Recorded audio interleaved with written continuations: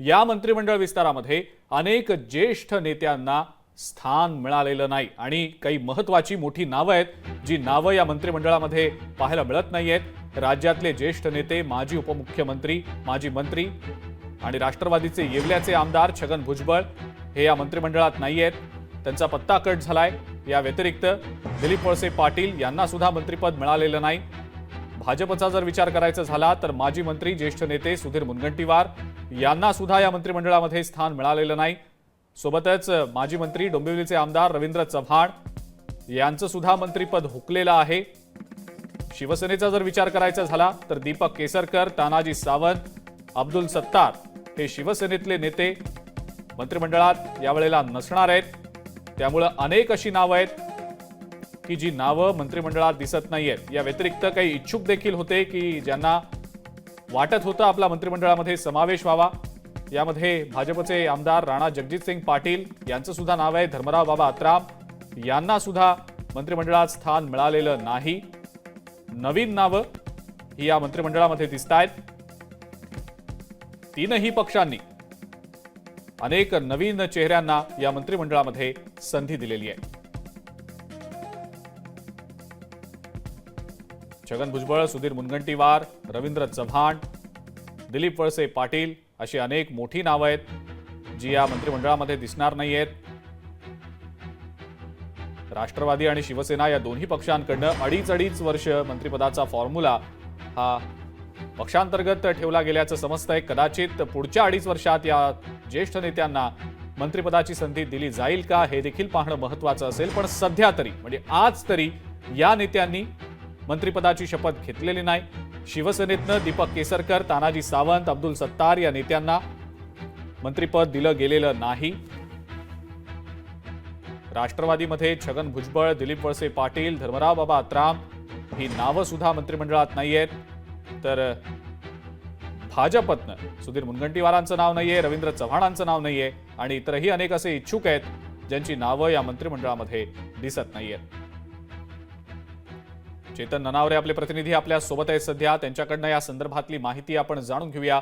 चेतन, या मंत्रिमंडळ विस्तारामध्ये अनेक ज्येष्ठ नेत्यांना डच्चू मिळालेला आहे, पत्ता त्यांचा कट झालाय। अनेक मोठी नावं आहेत ज्यात छगन भुजबळ, दिलीप वळसे पाटील, रवींद्र चव्हाण, सुधीर मुनगंटीवार, दीपक केसरकर अशी अनेक नावं आहेत। चेतन, काय नेमकी कारण आहेत यामागची आणि का त्यांना स्थान मिळू शकलेलं नाहीये? निश्चितच एकंदरीत जर आपण पक्षनिहाय चर्चा करायचा विषय झाला तर अजिंक्य शिवसेनेमध्ये जर पाहिलं तर तानाजी सावंत आणि अब्दुल सत्तार हे दोघेही वादग्रस्त नेते म्हणून ठरलेले होते गेल्या 2.5 वर्षाच्या कालावधीमध्ये। आणि शिवसेनेच्या आमदारांमधून सातत्याने मागणी केली जात होती की या आमदारांना पुन्हा मंत्रिपदाची संधी देण्यात येऊ नये आणि म्हणूनच कुठेतरी या 2 मंत्र्यांची हकालपट्टी झाल्याची माहिती समोर येते। तिसरीकडे दीपक केसरकरांच्या बाबतीत जर विषय झाला तर वयोमानामुळे आता त्यांना कुठेतरी विश्रांती द्यावी असा विचार पुढे आला आणि त्यामुळे कुठेतरी त्यांचा मंत्रिपदाची जी यावेळीची संधी आहे ती हुकल्याचं दिसतंय। दुसरीकडे भाजपमधून जर विचार करायचा झाला तर सुधीर मुनगंटीवार एक बडं नाव होतं की ज्यांना पुन्हा संधी देईल अशी चर्चा होती, मात्र त्यांचं नाव कापण्यात आलेलं आहे। लोकसभेतील पराभवानंतर कुठेतरी पक्षश्रेष्ठीकडूनच त्यांच्या नावावरती फुली मानत आल्याची माहिती समोर येते। या उलट रवींद्र चव्हाण यांना जरी मंत्रिपद मिळालं नसलं तरी प्रदेशाध्यक्षपदी त्यांची वर्णी लावण्यात येणार आहे, त्यांच्याकडे एक मोठी जबाबदारी देण्यात येणार आहे प्रदेशाध्यक्षपदाची अशी माहिती समोर येते। एकंदरीत भाजपने 2029 मध्ये एक हाती सरकार आणण्यासाठी हा प्रयत्न केल्याचा हा नवा त्यांचा एकंदरीत व्यूह रचना असल्याची माहिती समोर येत आहे। त्यामुळे ठाणे आणि कोकणमध्ये एकंदरीत वेगवेगळे बालेकिल्ले उद्ध्वस्त केल्यानंतर आता महाराष्ट्रातील वेगवेगळे बालेकिल्ले उद्ध्वस्त करण्याचं काम रवींद्र चव्हाण यांच्याकडे देण्यात येणार आहे। तर राष्ट्रवादीमध्ये पाहिलं तर अनिल पाटील असतील, दुसरीकडे छगन भुजबळ असतील, छगन भुजबळ यांच्या बाबतीमध्ये मात्र त्यांना प्रदेशाध्यक्षपदाची जबाबदारी देण्यात येईल अशी माहिती समोर येते। त्यामुळे त्यांना आता मंत्रिपदावरून विश्रांती देण्यात आलेली आहे। याउलट दिलीप वळसे पाटील यांना कुठेतरी सातत्याने शारीरिक आजारपणामुळे मंत्रिमंडळातून डच्चू दिल्याची माहिती समोर येते। चेतन, आणखीन एक महत्वाची बाब ती म्हणजे महायुतीचा आणखीन एक घटक पक्ष आहे आरपीआय आणि आरपीआयला सुद्धा प्रतिनिधित्व हवं होतं। रामदास आठवले सातत्यानं याबद्दल भाष्य देखील करताना दिसले होते। आरपीआयला सुद्धा मंत्रिमंडळात स्थान दिसत नाहीये। विधान परिषदेच्या एका जागेची सुद्धा मागणी केली होती रामदास आठवलेंनी, अशी देखील चर्चा सुरू होती। आरपीआयला प्रतिनिधित्व का नाहीये या मंत्रिमंडळामध्ये, काय नेमकं त्यामागचं कारण आहे? निश्चितच आरपीआयचा उल्लेख करता येईल, कारण रामदास आठवले यांना आश्वासित करण्यात आलं होतं की आपल्याला राज्यमंत्रीपद, विधान परिषद आणि महामंडळावरती योग्य ते स्थान वाटा दिला जाईल। मात्र या जम्बो कॅबिनेट विस्तारामध्ये कुठेही आरपीआय मधील एकही प्रतिनिधी दिसले नाहीये।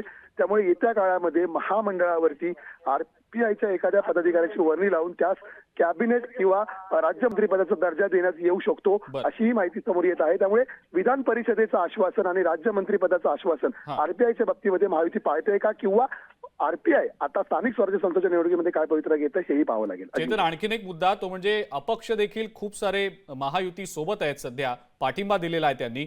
या अपक्षांमध्ये पण काही जण इच्छुक होते अशी माहिती समोर आलेली होती. त्यात खास करून रवी राणांचं नाव अग्रक्रमाने घेतलं जात होतं. रवी राणांचा सुद्धा समावेश नाहीये या मंत्रिमंडळामध्ये. त्यामागचं नेमकं काय कारण आहे, यावरनं कदाचित नाराजी वाढू शकते की काय, अशी देखील चर्चा आहे. त्याबद्दल नेमकं काय सांगता येईल? निश्चितच अजिंक्य, या आधीही जर पाहिलं असेल तर महायुतीचा आता सध्याचा जो विधानसभेतील बहुमताचा आकडा आहे तो टोकापलीकडे आहे आणि अशा वेळी सर्वांना सामावून घेणं शक्य नव्हतं.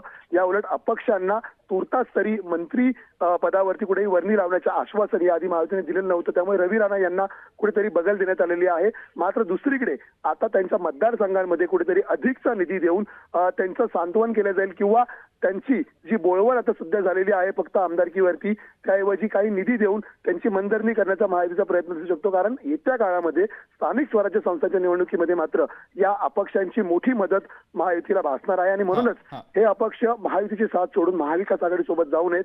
म्हणून नक्कीच येत्या काळामध्ये महामंडळांच्या मार्फत किंवा निधीच्या मार्फत अपक्षांना आपल्याकडे ठेवण्याचा महायुतीचा प्रयत्न दिसेल. अजिंक्य. ठीक आहे चेतन, धन्यवाद. सविस्तर माहिती आपण दिली त्याबद्दल आणि या संदर्भातल्या अपडेट्स तुमच्याकडनं सातत्यानं आपण जाणून घेणारच आहोत. लोकशाही मराठी ऐका, पहा, जागरूक रहा.